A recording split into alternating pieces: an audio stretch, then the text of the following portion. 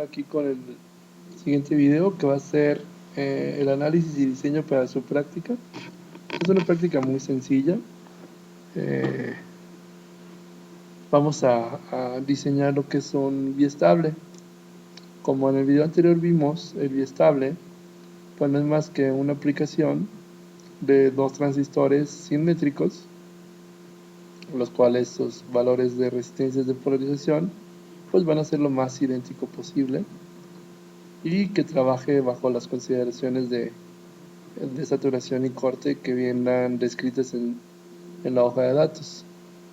Entonces, lo que tenemos que cuidar mucho para el diseño va a ser el valor de VCC, de polarización, el valor de ICSAT, la corriente que va a circular cuando el transistor esté conduciendo, que no sea muy alto o que no provoque un sobrecalentamiento, porque también se verán afectados, si recuerdan en tercero, el sobrecalentamiento afecta el valor de beta. Y el valor de voltaje de saturación, VC corte. Entonces, bueno, tienen que leer la hoja de datos del transistor que vayan a seleccionar, el 2N2222, el VC547, no sé, según ya su decisión de cuál vayan a tomar. ¿Sale, vale? Entonces, esos criterios ya se lo saben, lo repasamos rápido, ustedes lo vieron en tercero, y lo repasamos y rápidamente, pues es prácticamente la mitad, ¿verdad? Si dice que puede soportar, no sé, 20 mA, pues seleccionan 10 y con eso es más que suficiente para protegerlo. O probablemente no, ¿vale? Habrá que hacer pruebas, pero como criterios se utiliza la mitad, ¿vale? Lo mismo sucede con, veces si el voltaje de colector y emisor soporta 40 volts, pues lo podemos manejar en 20. Pero para el caso de VCC, cuando está en corte, que VC es prácticamente muy parecido a VCC, entonces lo podemos bajar un poco más y no tiene problema. Digo, porque para que nuestras fuentes nos den 20 volts, pues luego está un poco más complicado.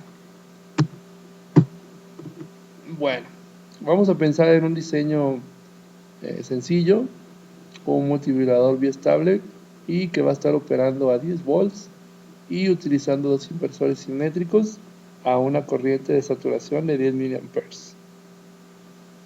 Entonces vamos a pensar que esta es la salida 1 con Q1 y la salida 2 con Q2.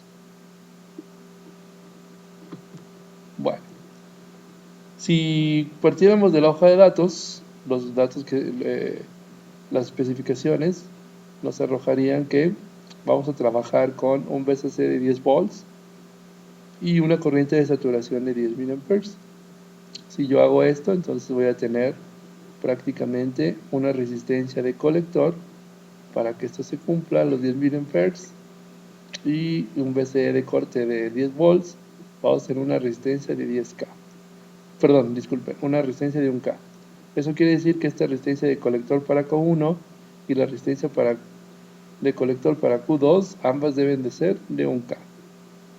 Una vez que ya tenemos la resistencia, entonces analizando por un criterio práctico, que una décima parte de esta corriente de saturación, sin considerar el factor de beta, es una buena aproximación para que cualquier transistor entre en saturación o en conducción. Entonces, con una décima parte provoco, independientemente del valor de beta, de acuerdo a este criterio, para que entre en saturación. Y por lo tanto a ese le vamos a llamar IBSAT. Entonces vamos a tener una IBSAT de 1 mA.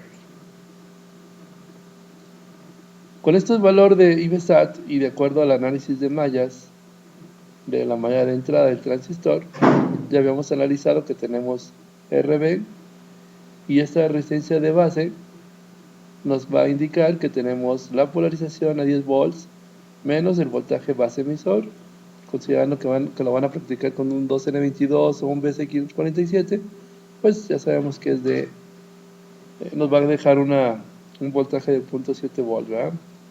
Bueno, y la relación que hay de la corriente de saturación de IBSAT en relación a RC. Se preguntarán por qué en relación de RC. Bueno, esta relación de IRC es porque en realidad la IB está en relación a la corriente de IRC. ¿Por qué?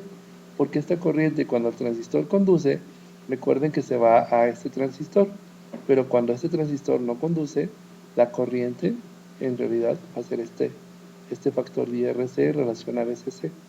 ¿Vale? No se les olvide ese dato, porque si no lo hacen les va a salir un valor negativo y entonces está mal contemplado. Bueno, con estos valores nos da una resistencia de base de aproximadamente de 9.3K.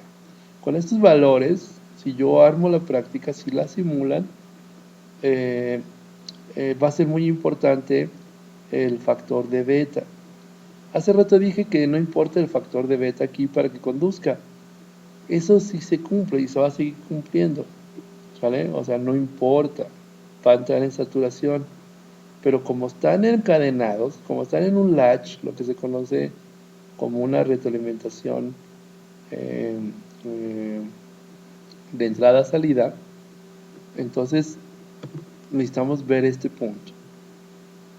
Si yo tengo mi circuito armado de esta manera, pero y desarrollado de esa manera, diseñado de esa manera, sí tengo que cuidar el factor de beta, ¿vale? Por eso dice que aquí juega un valor muy importante. Si las dos betas de los transistores, tanto de Q1 como de Q2, fueran iguales, fueran idénticas o muy cercanas, eso de muy, pues es muy ambiguo, ¿verdad? También. Vamos a suponer que fuera de 180 ambas. Si fueran de 180, eso quiere decir que el estado de conducción de alguno de los transistores es muy ambiguo. ¿Qué quiere decir? Que cuando yo lo polarice, alguno de los dos, no sé cuál, va a depender de la temperatura, del día, del ánimo, de varias cosas un poco absurdas para que Q1 conduzca.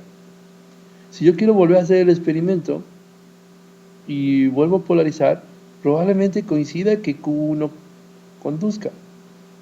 Pero si yo vuelvo a hacer el experimento la tercera vez, es muy probable que Q2 conduzca, porque las betas pues, son muy parecidas.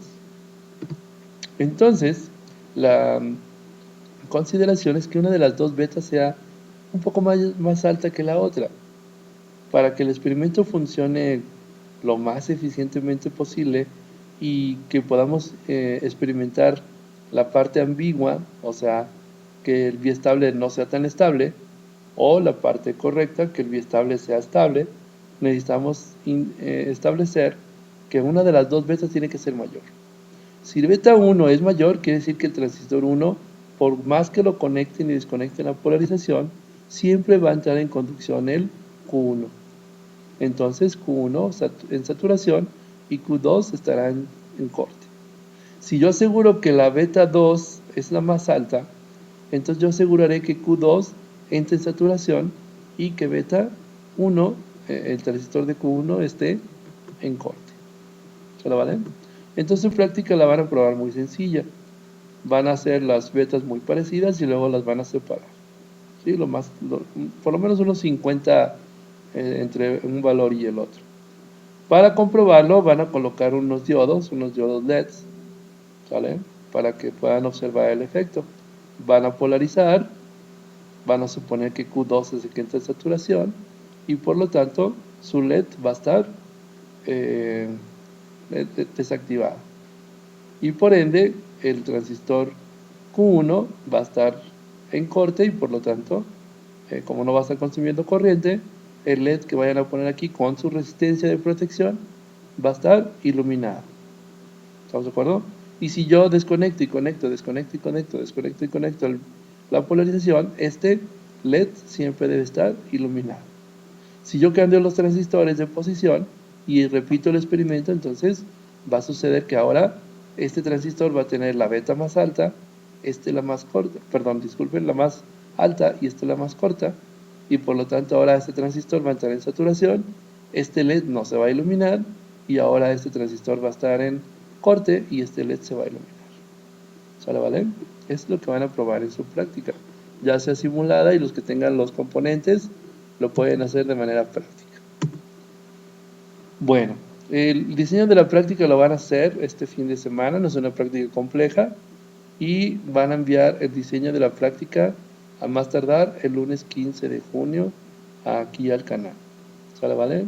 Gracias. No olviden decir presente en el canal, que es parte de la evidencia de que lo están revisando, y comentarios. Gracias.